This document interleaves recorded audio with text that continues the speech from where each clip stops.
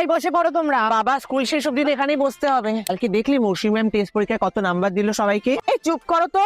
আমার ছেলে তো পাতার পর পাতা লিখলো, তাতেও তো 40 দিল। কাজের মিটিং এ কিন্তু রুমালি ম্যাম বক্তৃতা দিতে আসেনি, কেন বলো তো? আরে এইটুকু তো একটা কাটিং জামা পড়েছিল, ওইগুলো সব দেখা যাচ্ছে তো, আসতে পারবে না তো সামনে। আমার শাশুড়ি আগের সপ্তাহে খাট থেকে পড়ে কোমর ভেঙে গেছে, আর এখন হাদা মোতা সব আমাকে পরিষ্কার করতে হচ্ছে বলো। আর আমার শাশুড়ি আমাকে হাড় মাছ জ্বালিয়ে খেলো। আরে কোথাও বেরোতেই দিচ্ছে না, বেরোলেই ভাবছে অন্য কারোর সাথে চলে যাবো। দেখেছো স্কুলে একটা নতুন হেডমাস্টার এসছে, কি হ্যান্ডসাম।